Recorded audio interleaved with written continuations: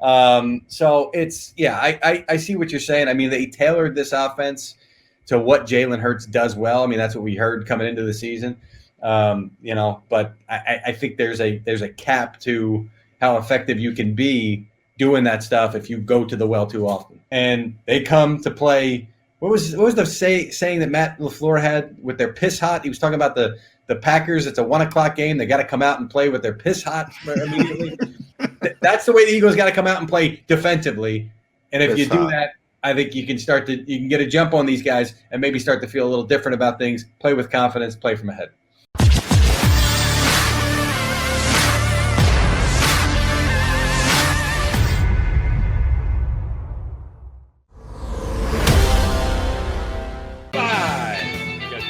You got Jody McDonald, and we add to the mix a guy who's got similar hair tendencies to the two hosts of this show, only his facial hair's still got a little darkness to it. That's the only difference. You got three lookalike guys here. One of them at least has some brown/black in his beard as compared to the two Samson. There's a reason Mike's on TV and we're not. He is a TV handsome guy, and he's a Philly guy through and through, even though he's working the national beat these days. Mike Garafolo of the NFL Network joins us here on Birds 365. How you be, Mikey G? Hey, guys. How's it going? Doing well, Mike. Good to see you. I hope the phone problems are fixed. Are we good on the iPhone problems? That's number one. Oh, yes. I forgot it was down there.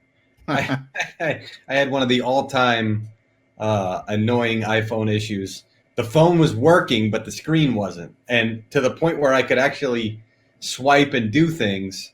It was almost like if you cover the top of your phone and you get a text, it won't light up. So it was like that, but it was nonstop. And John was on the cubicle across the way, and I'm screaming and trying to fix it. I'm borrowing chargers. I tried to help. Yeah, but I bring that up for.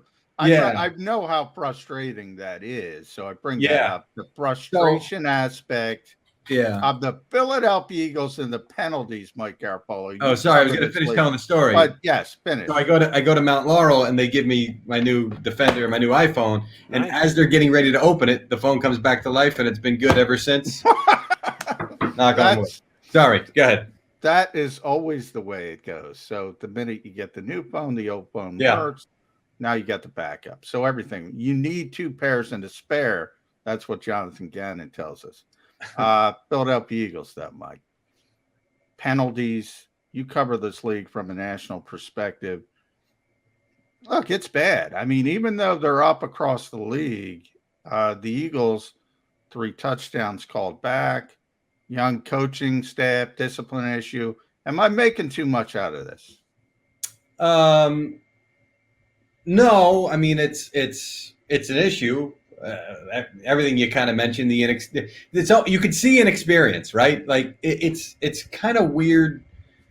You know, I thought it was going to be after they beat Atlanta. I said, boy, I'll bet you this is going to wind up being like Doug's first year, where they came out hot, they were 3-0. And then it caught up to them. This one happened faster, and it's almost looking like Atlanta was a fluke because they came out against Atlanta and they played disciplined football. They schemed things up beautifully. They looked like they knew what they were doing. The last couple of weeks, the inexperience has been shown. So are you making too much of it? No, this is the kind of stuff that loses you games in the NFL and loses you your job if you're the guy in charge. But that being said, I've gotten this, and I'll be honest with you, I got this after the Atlanta game from a couple of team officials saying, pump the brakes. This is not going to be that smooth. There's going to be bumps in the road. There's going to be learning experiences. So you'd like to see, you know, the issues about the defense start to get cleaned up. Players are griping, okay, well, let's put them in situations where they feel like they're better inclined to make an impact. Let's clean up the penalties. Let's start looking like the game plan and the execution like it was in Atlanta. That's what you want to see as you go along, knowing it's not going to be smooth the whole way with a first-year coach and some new pieces as well. But it's the kind of football that's not going to fly in that city. I'll tell you that. Mike, when my dad was done making the multi-million-dollar decisions as a general manager in baseball. He got back to his roots, which was scouting, and he scouted for 25 more years after giving up the big chair. And he used to tell me all the time that he would always put in his scouting reports, when necessary, need to see again. That sometimes you could just see a guy play in a 3-game series and go, holy crap, is he going to be good? Here's where he hits with power. He can field. He can run. Great arm. Boom. Here's the report. I don't even need to see him again. The guy's a top prospect. And there were other guys that you needed to see again and you wanted to see again. If you needed to see him again about 4 or 5 times, then there's a problem because they're just not showing you enough.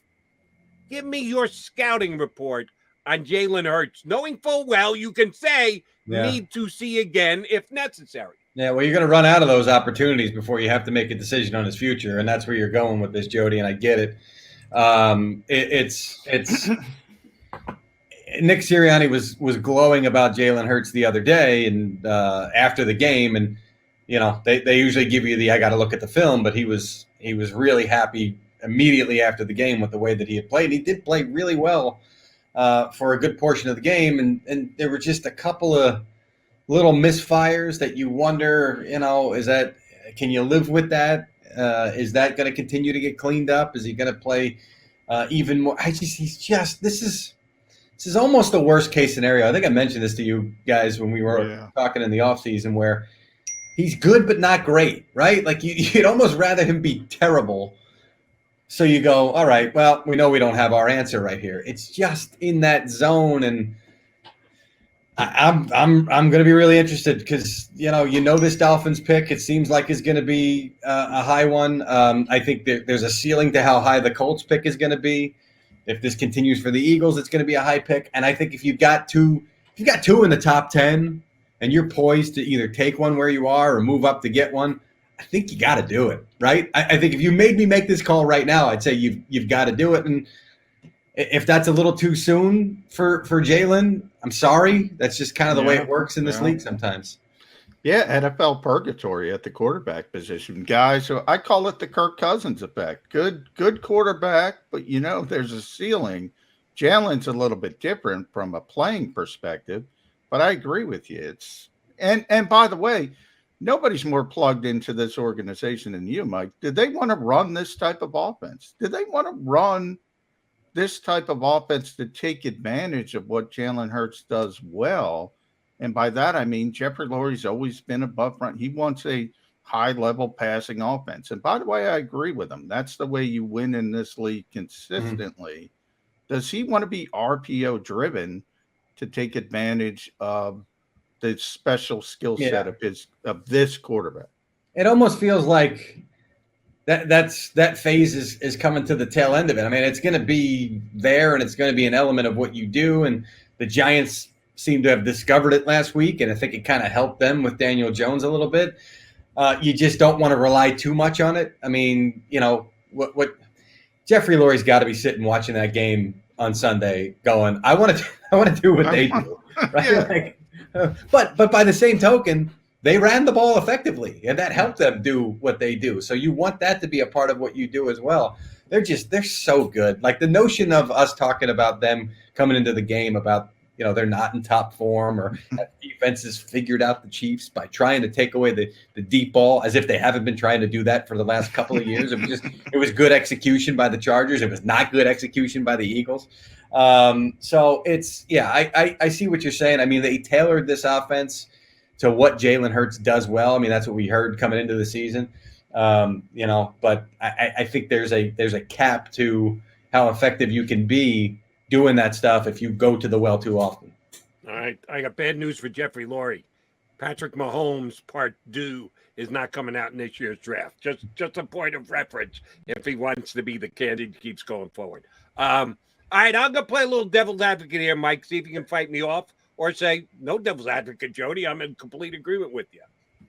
The Eagles are screwed because we're seeing the degradation of Fletcher Cox's game right before our very eyes. And they got a lot of money, and they moved even more future money into the caps for the coming years when they redid his contract this year.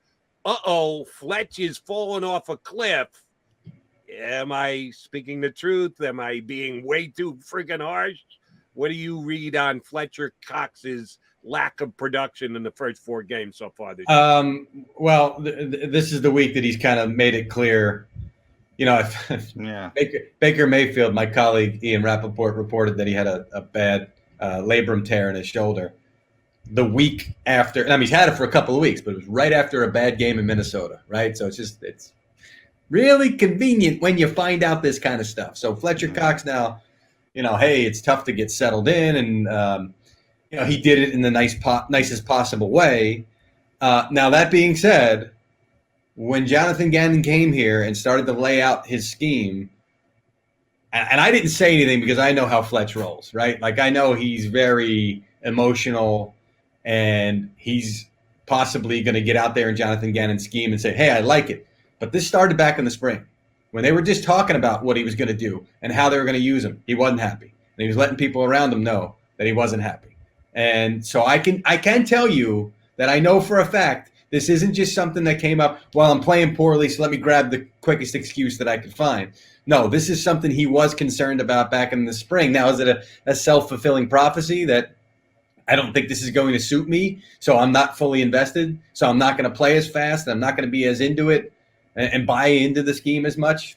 I don't know. I just find it hard to believe that his talent dropped off. I remember having a conversation with a high-ranking Eagles executive back in the spring about, I think it was actually maybe even further back, before they had traded Wentz, and somebody saying, well, listen, for Fletcher Cox, we'll take 2 1s, right? Like something like that, but basically saying that they had that high of an opinion of him, that he's still that kind of guy where if somebody wanted to come pry him away, it would just be an astronomical price. So they still value him and think he can still do what he needs to do. I would say that they probably think it's schematic as well. So what do you do from here? Your guy's not happy. He's not playing well. He's one of the best players you have on the roster, period. Do what he wants to do, right? Like, what do you want to do? I understand my scheme, but what do you want to do? How can I make you more effective? So let's see.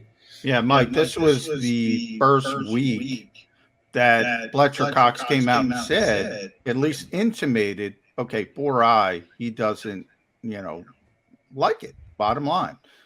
Darius Slay, at least a little bit of an inkling, like, yeah, I'm pretty good man coverage guy. What am I doing here in zone?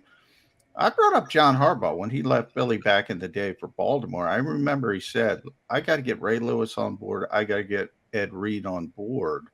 And then everybody follows. Jonathan Gannon making a mistake by not making players like Fletcher Cox and Darius Slay happy. Yeah, you got to be flexible in what you do. You go one of 2 ways when you come in as a coach and you're working with your front office. What do we want to do? What do we do that suits what we have best? This is an age-old. I played high school football. I played up front at some point defensively, and I remember that feeling of like, oh, I'm not a 2-gap guy. Look at me. I tried to put on weight in high school. I was probably 215. It was a joke. We were not very good. And I remember like thinking, well, unless I'm this big bully guy that I could just throw people around, I shouldn't be playing a 2-gap deal. But that's what they were making me do, because, well, that's what we want to run. And it's amazing how on that level and on the NFL level, it could be the same kind of thing, right? Like if your players are feeling like this is what I do best and you're not allowing me to do it, and you're forcing me to do something that's suited for somebody else, it's kind of crazy. So, I would think there's going to be some flexibility here and some meeting halfway at the very least, because you just can't continue down this road with your guys already politely coming out and already suggest, because it won't be polite at some point. Yeah. Mike G, I need your opinion on the opponent this week. Carolina Panthers got out to a nice 3-0 start. All right, level of competition wasn't top drawer, but 3-0 is 3-0, and they came plummeting back down to earth against the Cowboys offense in week number 4. But they're 3-1. The Eagles are 1-3. The Eagles have played better teams. The Panthers have played lesser team, but the game's in Carolina. Looks like a damn toss-up game to me. Yeah. How do you see the Carolina Panthers 4 weeks into the season? Yeah, the more that this week has gone on, the more that I've been convinced by A lot of folks. I mean, somebody, an Eagles guy, an Eagles personnel guy said, we're going to win this week, right? Like just on my way off the phone, I was like, what? We're going to, like, because I heard the confidence and I was like, And I started to think more about it. I thought, okay, this could be a spot, right? This could be a spot where you're kind of beat down, and then all of a sudden you kind of pop up, and maybe you've got the Panthers coming in off a game in Dallas where it was kind of disappointing, and they fought really hard to the end, and maybe they kind of have a little bit of a energetic lapse or a letdown coming in. I could see that. However, they are very good. I mean, their defense is excellent. Stephon Gilmore's not going to be on the field for 2 more weeks. This is week 5 because he has to stay on the PUP list. But CJ Henderson, they're happy early on with what they got from him. So they hope to expand his role a little bit and start to fill the void by J.C. Horn. I mean, it's amazing you talk about a void for a guy who played 3 games as a rookie, but he was playing that well. So they're really good. Their defense is good. They play fast. Offensively, I still think I want to have Sam Darnold beat me, particularly if you've got McCaffrey coming back. He's played really well. He's played better than I thought he was early on, but I still want him to kind of have to find somebody. And look, Darius Slay, put me in man. Put me on DJ Moore. Make him go to Robbie Anderson because he hasn't done that. Make him go to some of his other targets because he hasn't done that to this point. So I think if you come up with a really smart defensive scheme and your guys are bought in this week and they come to play – what was the saying that Matt LaFleur had with their piss hot? He was talking about the Packers. It's a 1:00 game. They got to come out and play with their piss hot immediately. That's the way the Eagles got to come out and play defensively. And if you do that, I think you can get a jump on these guys and maybe start to feel a little different about things. Play with confidence. Play from ahead. I know you got to run, Mike. Last one for me. I want to talk about last night's game. The Rams, from this perspective, I don't think Matthew Stafford played well. No. And all of a sudden, they're winning the football game. Obviously, Russell gets hurt, so that impacts things. Although Geno Smith, I thought, did a really nice job. Mm-hmm. The Rams, are they your early leading contender on the NFC side? The NFC West, the NFC side, the whole thing. NFC side. They said NFC South. No, there's a cluster, and that whole division is just going to be a roller coaster the entire year because everybody's so good and they can all beat each other. And we're going to have it's the Rams, it's the Cardinals. Now we're back to the Rams, and hey, maybe the Seahawks make a run at some point. That division is just out of control. How good it is right now. So I want to give you an answer. I think they're probably the most complete team that's out there, and Deshaun Jackson still doing what he's doing is incredible and probably disappointing to a lot of Eagles folks, including Howie Roseman, that they were not able to take advantage of that the last couple of years because he still has it. Now, granted, you can limit the reps if you got all those weapons, and the more you limit the reps, the more you limit the chance he's going to get hurt, right? So that's certainly an advantage for the Rams in that department. I'd probably say they're the most complete. If I had to pick somebody right now, I would say they come out of that division and they're the team to beat. The problem is if you keep beating each other, is that going to kill home field advantage for whoever wins the division? And now that team's got to go play a road game maybe. We'll see down the line. But they are really good. They were really impressive. And I remember talking to a defensive coach who said, the bloom is off the rose on Sean McVay. I was like, maybe it was just the quarterback. Maybe it was. And you're right. Stafford didn't play well, but he certainly is better for them right now than Jared Goff was toward the tail end of his tenure. All right, Mikey, last question is I'll go to the other conference. All apologies to 3-1 teams, Cincinnati, Cleveland, Baltimore, Raiders, Kansas City, LA Chargers. Is the winner of this week's Kansas City Buffalo game the top of the hill in the AFC? No. Well, here's my thing about Buffalo. If Buffalo wins, right? And this was my point coming into the year.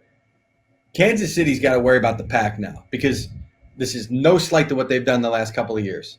But they hit at the right time because Buffalo wasn't quite ready. Okay, Cleveland wasn't where they are. Pittsburgh was taking steps backwards. Their division was struggling. And now all of a sudden the pack, you look this season, you said, there's a pack of teams that's going to be good now that they're going to have to fend off. And if they keep playing this football in the postseason where they fall behind and then try and score 24 points in a quarter, they're going to finally get caught, because you can't keep doing it. All these teams are better. So if Buffalo beats them, that means that Buffalo beat them. That means that the Chargers beat them. Who's the third team that they lost to? Baltimore. Okay, so all of a sudden, that's going to instill confidence in whoever's got to play them in January to say these guys are beatable, because they're losing to all these teams that are kind of in the pack. I think this is a huge game for the Chiefs. I really, really do. I think they've got to win this game to say we're still us. Those 2 losses earlier were kind of a little fluky. We weren't quite putting everything together. We're making stupid mistakes. We are still the Chiefs.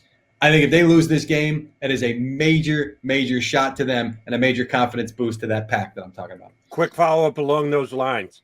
Josh Gordon, any kind of a contributor for the Chiefs? Yeah. We're going to see him this week. Can he stay on the straight and narrow? Wow. They don't have enough weapons. They add Josh Gordon on top of it. What's his story going to be? It's funny. I talked to a Chiefs official before the game on the field last week, and he said, can we keep him on the straight and narrow? A paraphrase. I don't know if that was the exact phrase. History says we probably won't, but we're going to give it a shot, right? And so that's the mental, non-football stuff. There's just no predicting that. But physically, he showed up in incredible shape.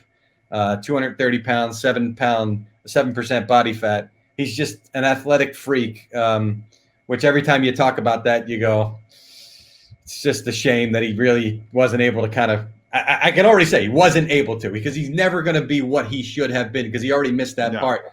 But I think he contributes, and they find ways to use him. And I know what you're saying, like, do they really need him? Well, he's a different kind of big physical presence, and they feel like that they could use that in their offense. So, yeah, there's a spot for him. There's a role for him, and I think he contributes right away. And you hope, if you're Kansas City, that he doesn't screw up. Mikey G, we appreciate you hopping on the stream with us today. Didn't even need the phone. The new phone, the old phone, didn't matter. The computer worked great, as did you, my friend. Thank you much, Mike. We'll be in touch down the road. Thanks, Mike. Mike Garafolo, NFL Network, here with us on Birds 365. All right, we got to come back. A couple more odds and ends we got to tie up, and we need an official prediction from John McMullen, who I will remind our listeners picked against the Eagles week 1, against the Eagles week 2. He did not pick the Eagles week 3, and last week he took the Kansas City Chiefs, not the Philadelphia Eagles. Could this be the first time this year John McMullen selects the Philadelphia Eagles to win a football game? Come back.